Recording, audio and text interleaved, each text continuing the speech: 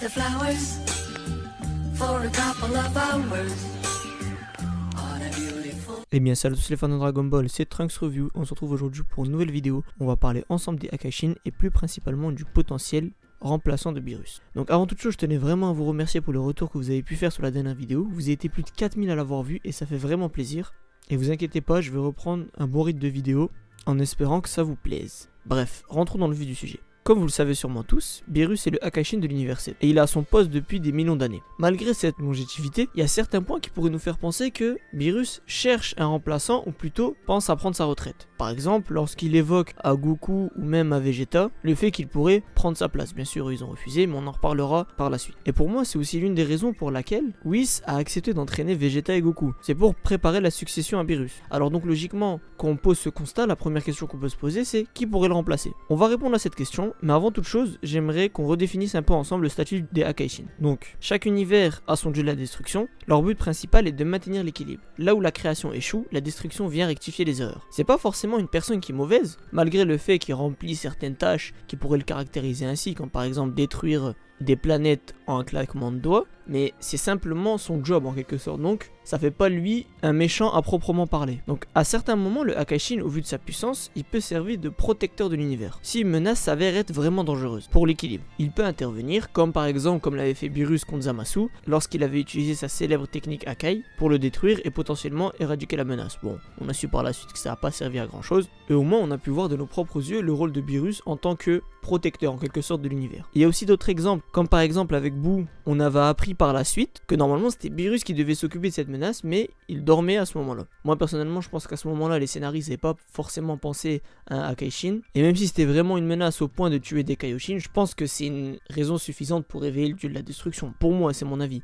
Donc, en tout cas, comme je viens de le dire, le Akaishin a aussi pour but de protéger. Donc comme je l'ai rapidement évoqué préalablement, un dieu doit avoir un certain niveau de puissance. Après, ce qu'on observe, c'est que les dieux ont tous une certaine aura violette. On peut le voir quand Beerus se bat sérieusement, ou alors durant l'arc inter-univers, on a pu le voir avec Toppo ou d'autres personnes. Pour moi personnellement, je penserais que cette aura violette viendrait du fait que tous les futurs prétendants à ce poste passerait un genre de rituel divin pour se faire transmettre cette énergie, et si possible par la suite avoir un power-up, ce qui pourrait aussi penser au rituel qu'avait eu Mirai Trunks pour devenir apprenti Kaioshin. Et en plus du fait que ce rituel accorderait cette aura de la destruction et en plus un power-up, je penserais aussi que ça rallongerait leur longévité.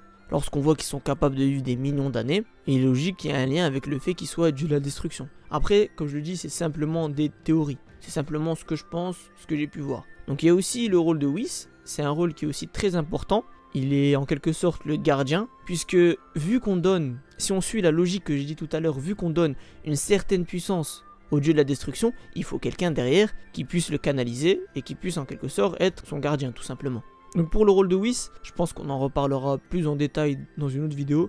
Donc maintenant qu'on a revu un petit peu le statut du Akaishin, on va essayer de voir qui pourrait remplacer au niveau de l'univers 7 Beerus. Pour moi, à l'heure actuelle, dans le manga ou dans l'anime, on a 4 prétendants. Goku, Vegeta, Freezer et Broly. Donc rassurez-vous, pour ceux qui n'ont pas encore vu le film Broly, je vais pas du tout spoiler le film, vous inquiétez pas, ça sera dans une autre vidéo. Donc on a dit 4 prétendants, cependant on peut écarter 2 candidats, Goku et Vegeta. Car les deux, ils ont déjà décliné cette opportunité, et en plus, personnellement, ça ne s'inscrit pas dans les personnages, voire même dans leur évolution, puisque est-ce que vous voyez vraiment un Goku devenir dieu de la destruction, lui qui a protégé la Terre, qui a protégé même l'univers? Ça serait pas logique. Et encore plus pour Vegeta, comme on a pu le voir dans le dernier scan de Dragon Ball Super, on a su que Vegeta il regrettait vraiment les menaces qu'il avait pu effectuer par le passé avec l'armée de Freezer, et surtout les menaces qu'il avait fait sur la planète Namek, et donc ça serait vraiment pas logique que lui devienne dieu de la destruction. Mais malgré ce que je viens de dire, la raison principale c'est simplement parce qu'ils ont déjà décliné l'offre. Il reste donc 2 candidats, Freezer et Broly.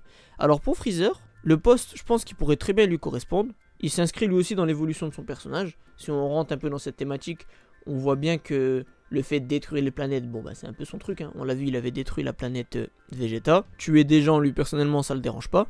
On pourrait se poser la question, est-ce qu'il serait prêt à lâcher le commandement de son armée si facilement? Ou alors, est-ce qu'il est peut-être pas trop vicieux pour devenir dieu de la destruction? Il répondrait pas aux critères forcément du poste, puisque le poste, comme j'ai dit au début, c'est pour maintenir l'équilibre entre la destruction et la création. Donc peut-être lui il partirait peut-être trop dans la destruction, et en plus de ça, est-ce que Vegeta laisserait Freezer devenir dieu de la destruction et le laisserait tout faire à son envie? Donc pour moi au niveau de Freezer, il y a beaucoup d'interrogations qui restent. Donc le quatrième candidat, Par élimination, le personnage qui reste donc c'est Broly. Donc à première vue il respecte tous les critères pour pouvoir accéder à ce poste. Il a une certaine puissance, il n'a pas cette envie de tuer qu'aurait un Freezer. Le seul souci qu'il a, c'est qu'il contrôle pas forcément sa puissance, sa force. Et ça après bon ben ça c'est le rôle de Whis de le encadrer et de l'entraîner. Donc après ce personnage, comme je l'ai dit, on l'a à peine découvert dans le film. Il y a encore beaucoup de parts d'ombre, on sait pas forcément toute cette personnalité, mais c'est le candidat le plus probable à la succession de Beerus. Pour moi, hein. Et comme je dis, c'est des théories, comme je le dis à chaque fois, c'est possible que je me trompe, moi je suis un fan de Dragon Ball comme vous, les erreurs sont possibles. Donc je suis très pressé de voir vous ce que vous pensez par rapport aux futurs successeurs, peut-être même si j'ai oublié une personne dans la liste. Moi c'est les 4 personnes possibles que je vois, après peut-être j'ai oublié d'autres personnages. N'hésitez pas à le dire dans l'espace commentaire, et ben moi je vous dis à la prochaine pour de nouvelles vidéos. Ciao.